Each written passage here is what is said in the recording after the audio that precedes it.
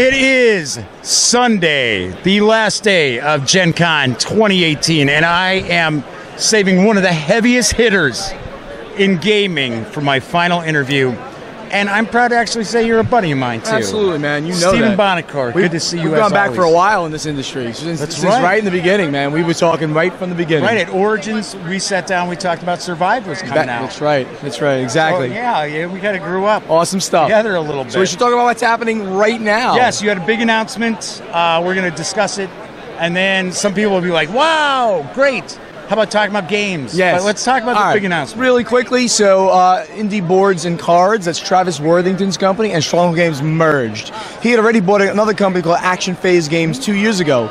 So we came together, we've created a new parent company called Indie Game Studios, and each one of those three brands, Action Phase Games, Indie Boards and Cards, and Stronghold Games, will be a imprint, a brand underneath the main studio. Sounds like some other very large company in the industry and what they have done, but we are doing it. We've said it publicly, we're going to compete on a bigger scale with Asmodee and the bigger companies, doubling down, bringing new people on board. We're going to bring on marketing people, more production people.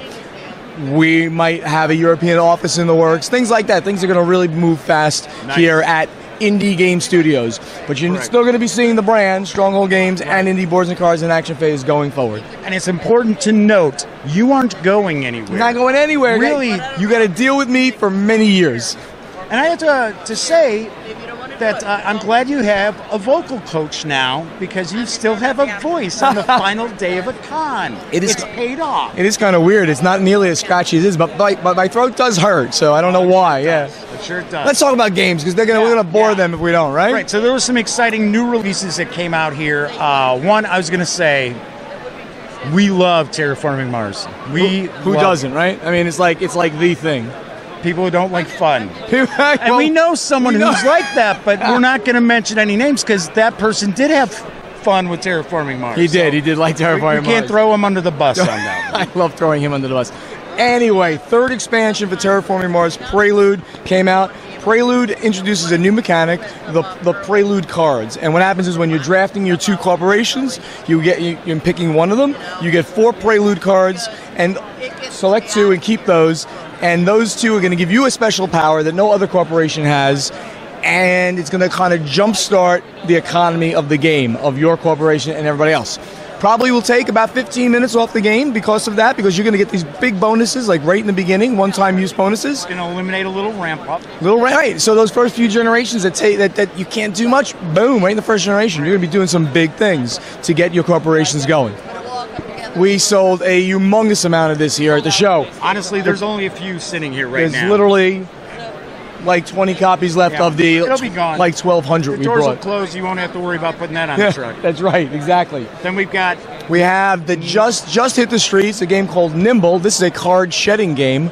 Basically is up to 4 players, 2 to 4 players, and you literally have to get rid of the cards in your hand by color matching in the center of the table. It takes 1 to 5 minutes to play this game. Once you play it, you'll be like, what did I just do? I got to do it again and again and again.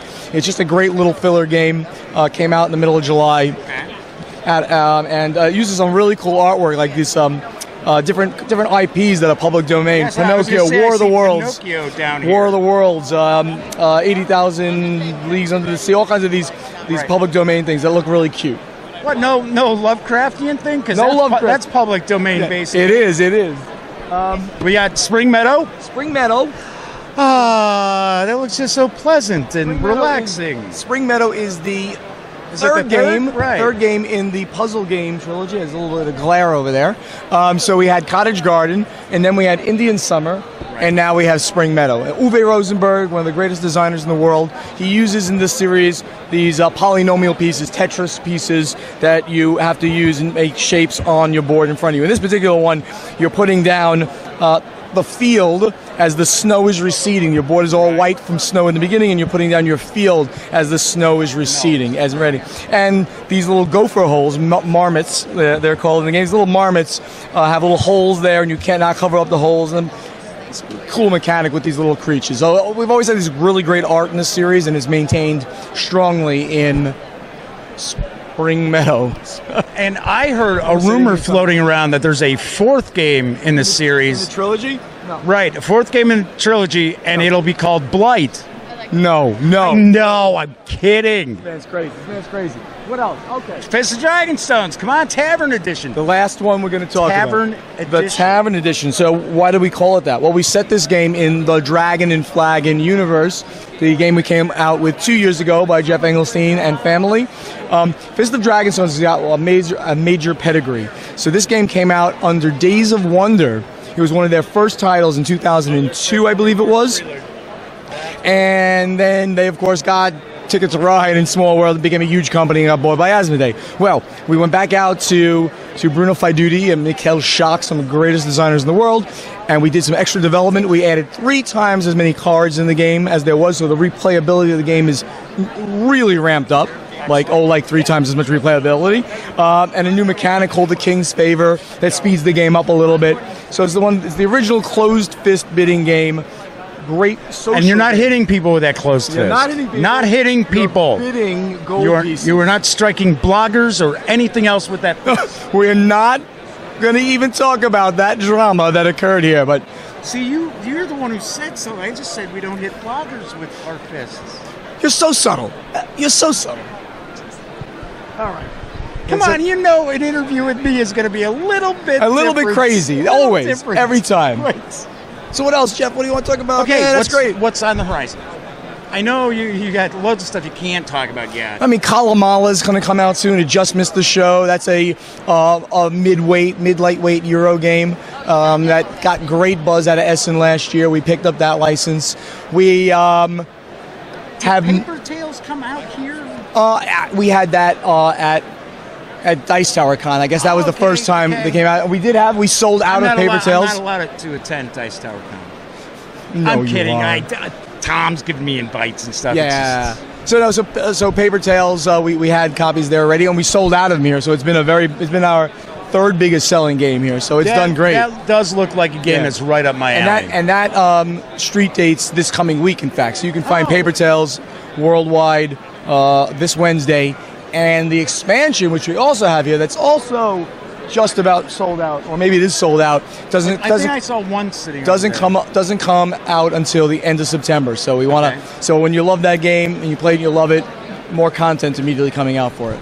Because I wanted to ask about that because from what I had seen of it, I am intrigued by that type. That's a card drafting game. And it's a fantasy kind of setting. Fantasy setting. So you're building a fantasy civilization. So you're going to be deploying units like manticores and knights. There's like a timing mechanism too, so some of these cards will not stay out on the table all throughout the game. The aging system is really cool in that game. So at the end, it's very simple to follow along. At the end of the 6th phase of each turn, you put aging tokens on all. First thing you do is anybody has an aging token, they die. They go away, they've aged. Right. And then if they're still there, then you put the tokens out again. If they're at the next end of the next turn, they'll go away. So you constantly have to cycle through new units in the game, which is really, really cool. And I actually have a few aging tokens on myself, so I know all about that. You're awesome. Hey, you're quick, man. You are quick. So that's what's happening. It's just like really much things happening in at Stronghold, and of course with the merger, you're going to just see some really big pushes to get the brands out there. It's a really good time to be in the industry and a great time to be Stronghold and indie boards and cards. And it's a great time to be a gamer too, because as someone with 40 years of gaming experience, we didn't have this. It's like a cornucopia of goodness out there from all these different companies. 40 years, you're a youngster. Well, I know I'm not Rick Loomis or anything like that, but I just love it. And I'm so excited that every time we talk, Stronghold just gets bigger and just bigger and better. Oh yeah, I was going to say better, but I mean, stuff is already awesome. I mean, how much more awesome can it get? Thank you, Jeff. Stephen, as always, thanks so much. Always a pleasure, man. Thank you so much. Fantastic. Cool.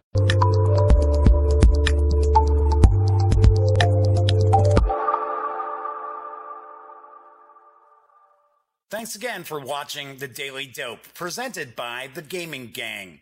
If you like this episode, be sure to give it a quick thumbs up. And if you dig the channel, please subscribe.